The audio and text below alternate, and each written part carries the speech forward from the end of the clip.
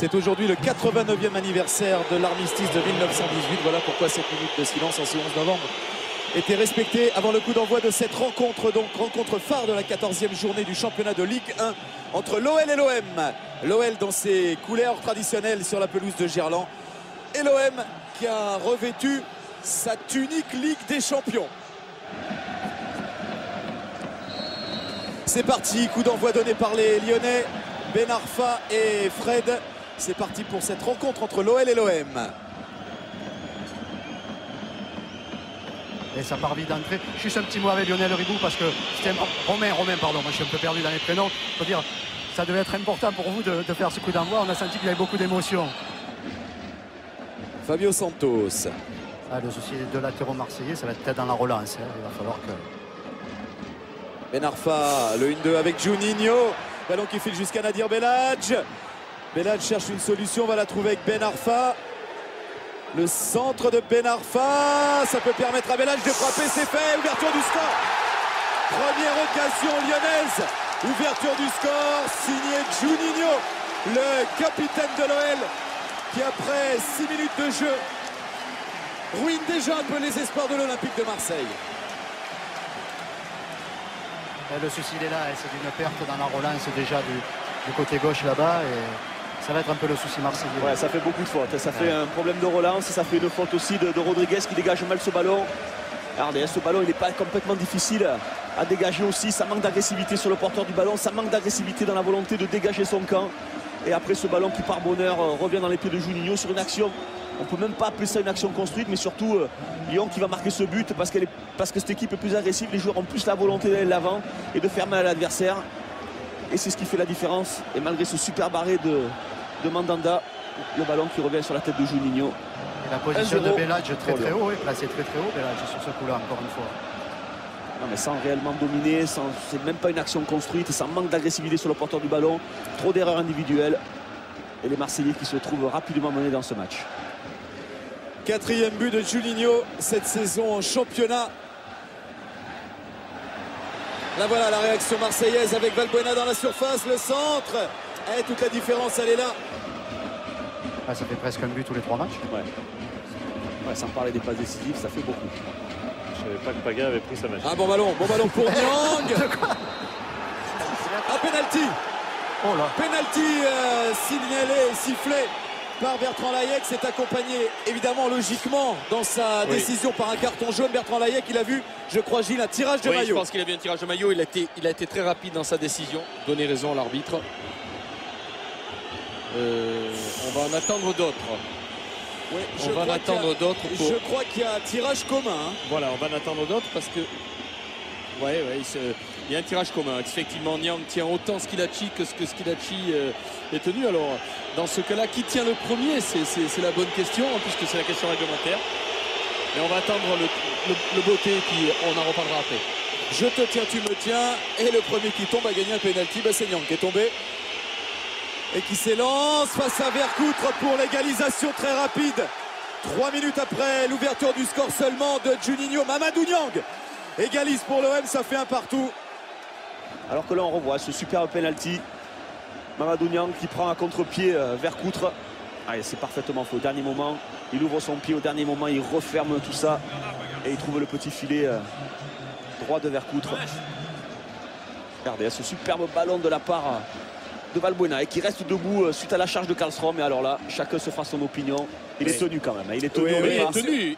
Il tient Schillaci. Voilà, il le tient. On le voit bien. Il y a faute. Bon, ils se tiennent. Ouais, mais c'est exactement ça. J'ai vraiment l'impression que la faute est plus importante de la part de Schillaci. Et dans ce cas-là, le jugement de l'arbitre est justifié.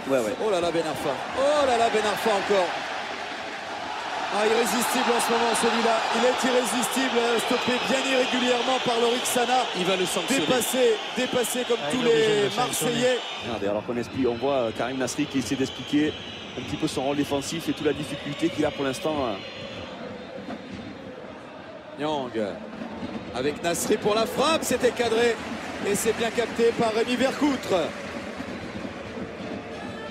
Ah, Marseille semble avoir sorti ses vrais atouts ce soir. Oui, Marseille joue. Marseille est venu ici avec de l'ambition malgré la pression du match. C'est vrai qu'ils sont pour l'instant parfaitement dans le tempo. Alors c'est vrai que plus que jamais défensivement, il va falloir être très concentré. Du renfort avec Källström pour le centre, c'est bien fait avec le coup de tête de Fred. Oh, que c'était bien fait. Il va falloir se ressaisir défensivement côté marseillais. Déjà, Rodriguez qui est pris de vitesse. Ensuite, Belac qui donne tranquillement pour Källström. Alors Källström qui dépose ce ballon sur la tête de Fred au milieu de deux défenseurs. Juninho, c'est cadré, c'est boxé par Steve Mandanda qui repousse le danger. Là, on va chercher l'efficacité plus que jamais. Mandanda, regardez sur ce ballon, bien évidemment, comme d'habitude. Et qui retombe et qui tourne. Et en parlant de péter la chuche, à côté de Gaël Chivé. Attendez, parce que chaque fois que je parle, il peut y avoir une action de but. Hein, je vous laisse faire. Hein. Voilà, fini quand même. Ouais, Valbuena. Valbuena, le 1-2 avec Mamadou Niang pour la frappe qui termine cette action. Oui, c'est bien joué. Ronald Zubar qui est venu à bout de l'accélération de Sidney Govou. Là, il y a encore un bon coup à jouer pour les Marseillais avec Nasri qui lance Mamadou Niang. Mamadou Niang qui peut profiter de la glissade d'Anderson. Et le but, le doublé de Mamadou Niang. Le doublé de Mamadou Niang lancé par Samir Nasri. Et Marseille qui mène à Lyon sur la pelouse de Gerland, 2-1. Il a marqué tout seul ce but, Mamadou Niang. Alors qu'on va revoir, regardez, il a la lutte. Le but, il n'est absolument pas fait. Mais alors, le reproche que l'on pouvait faire tout à l'heure à la défense marseillaise avec un manque d'agressivité sur le porteur du ballon, cette fois, c'est côté lyonnais. Avec, il est aidé par la glissade de Kleber Anderson. Ouais, il n'a pas glissé, tout simplement. Il n'avait qu'à mettre les meilleurs crampons. Et puis ensuite, ils sont deux sur le porteur du ballon. Hein, sans, bien évidemment qu'il y a le talent en face, mais c'est quand même une faute individuelle, une faute technique, faute défensive, payé cash. Källström avec un peu d'espace. Il a vu le démarrage de Ben Arfa. Il y a eu appel contre appel. Et Ben Arfa s'est libéré du marquage. En retrait pour Govou. Oh, que c'est beau. Et ça n'est pas récompensé pour l'Olympique lyonnais. Quelle occasion là pour les Gones. Modeste Mbami. Je crois qu'il va même y avoir deux rentrées. Je ne sais pas s'il n'y a pas y avoir. Ah oui. Oui, c'est passé pour Mathieu Valbuena qui met en retrait Samir Nasri pour la frappe trop enlevée. Et c'est au-dessus du cadre de Rémi Vercoutre. C'était une drôle d'occasion de se mettre à l'abri pour l'Olympique de Marseille. C'est toujours pas le cas. Marseille reste sous la menace de l'OL. Nasri. Allez, il faut lui mettre. Nasri qui peut donner à Mamadou Niang. Qui se heurte à la sortie de Vercoutre. Ça c'est pas joué. Il est très bien sorti parce que ça s'est joué à peu de choses. Hein. Ouais, ils jouent bien, ils travaillent bien défensivement et après ils sont dangereux sur leur contre. Mais attention à Ben Arfa. Mais on le met bien en pression aussi, on crée pas mal d'occasions. Donc maintenant on attend juste qui va marquer les prochains buts parce que je pense que ça reste 20 minutes donc on va avoir encore des buts. J'espère que c'est pour nous. Il y a un problème avec le ballon parce que tous les tirs passent au-dessus aujourd'hui, il est trop léger. Keita avec Bodmer. Bodmer qui lance, cette fois c'est bon, Benzema. Et encore arrêt de Steve Mandanda. C'est toujours tranquille. En plus, on a l'impression qu'il fait des arrêts spectaculaires et que c'est normal. Aux extrémités de l'équipe marseillaise, là, Mandanda et Niang, énorme, énorme. Impeccable. Je suis à côté de Modeste. Modeste, il fait du bien en ce moment, hein, Mandanda. Et dans les buts.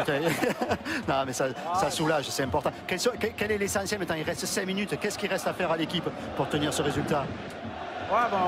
C'est vrai qu'on recule un peu, mais bon. C'est aussi normal parce que c'est quand même une grosse machine, Lyon. Donc, inconsciemment, on recule. Mais si Mamad, il faut nous mettre... Là, ils avançaient pour le coup, les Marseillais. Ça s'est conclu par cette frappe de Mamadou Niang. Juste à côté du cadre de Vercoutre. Encore une occasion.